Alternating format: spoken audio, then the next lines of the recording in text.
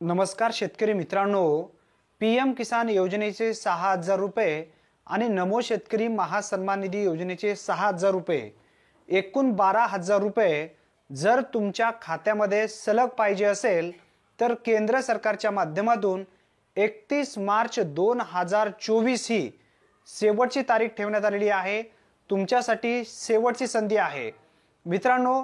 PM किसान योजनेचा एखादा हप्ता किंवा नमो शेतकरी महासन्मान निधी योजनेचा एखादा हप्ता जर तुमचा राहिला असेल तर ते हप्ते सलग मिळवण्यासाठी तुम्हाला केंद्र सरकारच्या माध्यमातून जी माहिती देण्यात आली आहे ती माहिती पूर्ण करणं आवश्यक आहे मित्रांनो। अनेक लाभार्थी पीएम किसान योजनेच्या ई-केवायसी पासून आतापर्यंत वंचित आहेत। अशा लाभार्थ्यांना पीएम किसान योजनेचे काही हप्ते मिळालेले नाही आहेत।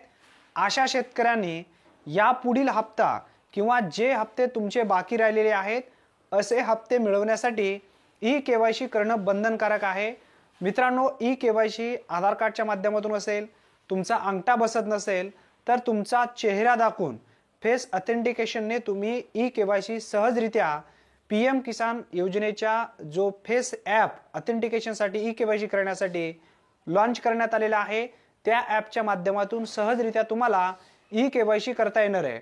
अनेक लाभार्थी लँड सीडिंगचा प्रॉब्लेम असेल, त्यानंतर आधार लिंकचा प्रॉब्लेम असेल, अशा लाभार्थ्यांनी सुद्धा जे काही तुमची बाबी पूर्ण करायचे बाकी आहेत अशा शेतकऱ्यांनी नक्की करून घ्या। ज्या शेतकऱ्यांचा ई-केवायसीचा प्रॉब्लेम असेल अशा शेतकऱ्यांनी 31 मार्च ही शेवटची संधी केंद्र सरकारच्या माध्यमातून ठेवण्यात आलेली आहे। यानंतर जे लाभार्थी केवायसी करतील अशा लाभार्थ्यांना आता पीएम किसान योजनेच्या हप्त्यापासून तर मुकावंच लागणार आहे। नमो शेतकरी महासन्मान निधी योजनेचे सुद्धा हप्ते त्यांना मिळणार नाही। विनाकारण लाभार्थी पात्र असून ते अपात्र यादीमध्ये जातील। त्यासाठी तुम्ही जर ई-केवायसी केला असेल तर तुम्हाला ई-केवायसी करण्याची गरज नाही आहे।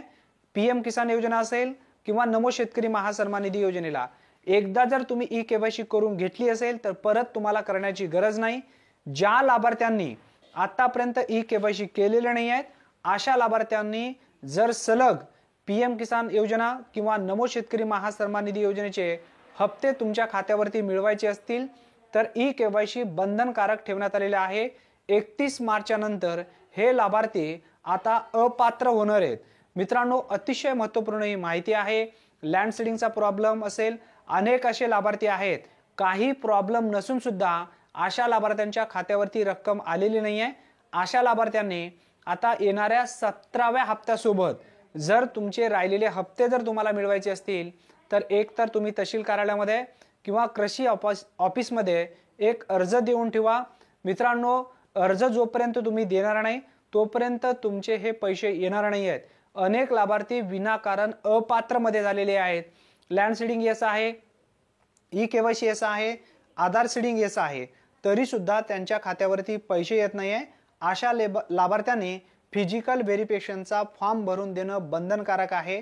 फॉर्म भरून द्या, नक्की त्यावरती सोल्युशन निघेल आणि येणाऱ्या हप्त्याबरोबर तुम्हाला सहजरित्या ते पैसे मिळू शकतात, अन्यथा मिळू शकणार नाही मित्रांनो। अतिशय महत्त्वपूर्ण ही माहिती आहे। जास्तीत जास्त तुमच्या मित्रांपर्यंत नक्की शेअर करा। धन्यवाद। आज इथेच थांबूया, पुन्हा भेटूया नवीन व्हिडिओमध्ये नवीन माहितीसह। तोपर्यंत जय हिंद, जय महाराष्ट्र।